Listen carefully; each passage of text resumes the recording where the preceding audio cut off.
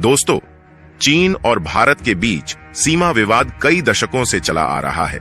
यह विवाद न केवल भू राजनीतिक बल्कि ऐतिहासिक और सांस्कृतिक जड़ों में भी गहराई रखता है। हालांकि पिछले कुछ सालों में स्थिति और भी गंभीर हो गई है। विशेष रूप से जून 2020 में गलवान घाटी में हुए हमले ने दोनों देशों के रिश्तों में कड़वाहट ला दी। इस घटना ने न केवल सैनिकों के बीच तनाव बढ़ाया बल्कि दोनों देशों के बीच विश्वास की कमी को भी उजागर किया। लेकिन आपको ये जानकर हैरानी होगी कि इस सीमा विवाद का असर दोनों देशों के व्यापारिक गतिविधियों पर देखने को नहीं मिल रहा है। जहां चीन का माल भारी मात्रा में भारत एक्सपोर्ट किया जा रहा है, ऐसे में सवाल ये है कि जहां एक तरफ भारत का व्यापार घाटा कम हो रहा है, वहीं दूसरी तरफ भारत चीन से इतनी मात्रा में सामान क्यों ले रहा है। और सबसे बड़ा सवाल ये है कि हाल ही में भारत कनाडा विवाद के बाद भी भारत कनाडा से माल क्यों ले रहा है। आइए समझते हैं आज की इस वीडियो में। लेकिन वीडियो में आगे बढ़ने से पहले इस वीडियो को एक लाइक करके चैनल को सब्सक्राइब जरूर कर लीजिए, क्योंकि यह आपके लिए सिर्फ 1 सेकंड का काम है, पर इससे हमारी काफी बड़ी मदद होती है। दरअसल चीन से भारत का सीमा विवाद कई सालों से चला आ रहा है, लेकिन पिछले कुछ वर्षों में तनातनी काफी बढ़ी है, जिससे भारत और चीन के रिश्तों में और कड़वाहट आई है। हालांकि इस सीमा विवाद का असर दोनों देशों के व्यापारिक गतिविधियों पर देखने को नहीं मिल रहा है। जहां चीन इस साल अप्रैल-सितंबर के दौरान भारत के टॉप इंपोर्ट सोर्स के रूप में उभरा है और इस दौरान कुल 56.29 अरब डॉलर वैल्यू का इंपोर्ट चीन से हुआ है, यानी कि इतने खर्च में सामान चीन से भारत आया है। वहीं इस दौरान भारत अमेरिका देश के लिए टॉप एक्सपोर्ट डेस्टिनेशन के रूप में उभरा है, जहां अमेरिका को सामान का किया जाने वाला एक्सपोर्ट 5.62% बढ़कर 40.38 अरब डॉलर हो गया। और अगर आपको नहीं पता तो बता दूं, भारत चीन से इलेक्ट्रॉनिक सामान सबसे ज्यादा इंपोर्ट करता है, जिसमें स्मार्टफोन, लैपटॉप, टेलीविजन, बिजली की सप्लाई और दूसरे इलेक्ट्रॉनिक उपकरण शामिल हैं। इसके अलावा कार्बनिक रसायन, मशीनरी, परमाणु रिएक्टर और बॉयलर, लोहा और इस्पात, मेडिकल और optical equipments, automobile parts, plastic के सामान और फर्टिलाइजर मंगाता है।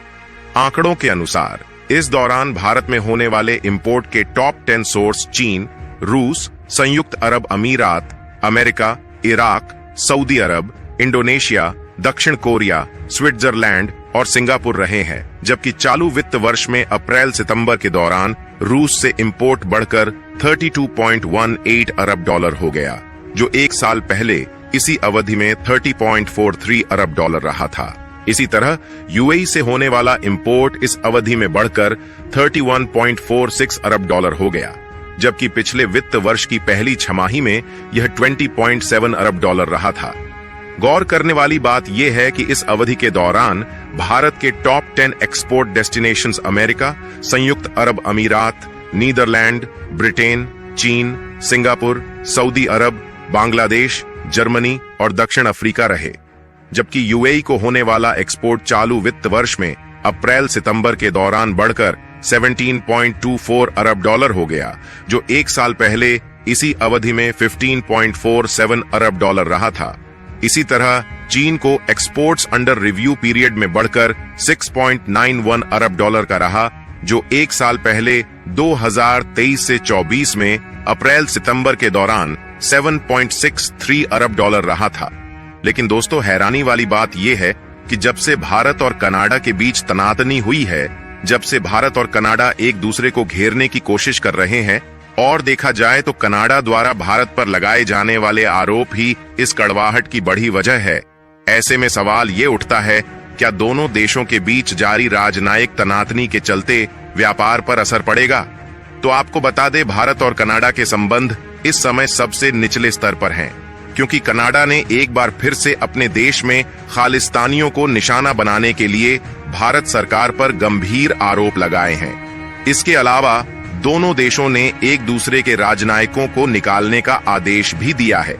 हालांकि सरकारी सूत्रों ने बताया कि भारत और कनाडा के बीच राजनयिक विवाद बढ़ने से दोनों देशों के बीच द्विपक्षीय व्यापार और निवेश संबंधों पर कोई प्रभाव नहीं पड़ेगा।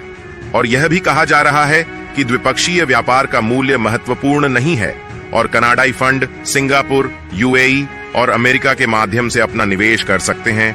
और यहां तक कि सूत्रों का यह भी कहना है कि भारत एक पसंदीदा निवेश वाली जगह है। और देखा जाए तो कनाडा भारत के लिए दाल का एक प्राइमरी सोर्स है और मौजूदा वक्त में जिस तरह की स्थिति बनी हुई है, ऐसे में कयास लगाए जा रहे हैं कि अब यह दाल ऑस्ट्रेलिया से आ सकती है। और अगर आपको नहीं पता तो बता दूं, भारत और कनाडा के बीच वस्तुओं का द्विपक्षीय व्यापार 2023 से 24 में थोड़ा बढ़कर 8.4 अरब डॉलर हो गया, जबकि पिछले वित्त वर्ष 2022 से 23 में यह 8.3 अरब डॉलर रहा था। गौर करने वाली बात यह है कि हाल ही में कनाडा से भारत का इंपोर्ट बढ़कर 4.6 अरब डॉलर हो गया, जबकि एक्सपोर्ट में मामूली गिरावट देखने को मिली है। शोध संस्थान ग्लोबल ट्रेड रिसर्च इनिशिएटिव ने भी कहा कि भारत और कनाडा के बीच कूटनीतिक तनाव का अब तक दोनों देशों के बीच वस्तुओं के द्विपक्षीय व्यापार पर कोई असर नहीं पड़ा है। लेकिन अगर हम बात करें भारत और कनाडा के बीच किन चीजों का इंपोर्ट और एक्सपोर्ट होता है, तो भारत से कनाडा को सबसे ज्यादा एक्सपोर्ट किए जाने वाले सामानों में टेक्सटाइल्स और अपैरल, मेडिसिन्स और मेडिसिनल प्रोडक्ट्स, ज्वेलरी और जेमस्टोन्स, ऑर्गेनिक केमिकल्स और मशीनरी इक्विपमेंट शामिल है। वही बात करें कनाडा से भारत इंपोर्ट होने वाले सामानों की, तो इसमें agricultural products, oil seeds, minerals, metals, would products और फर्टिलाइजर्स शामिल है। ऐसे में भारत कनाडा विवाद के चलते कहा जा रहा है कि अगर यह विवाद लंबा खिंचता जाएगा तो दोनों देशों को आर्थिक गिरावट से बचने के लिए सावधानी पूर्वक कदम बढ़ाने होंगे।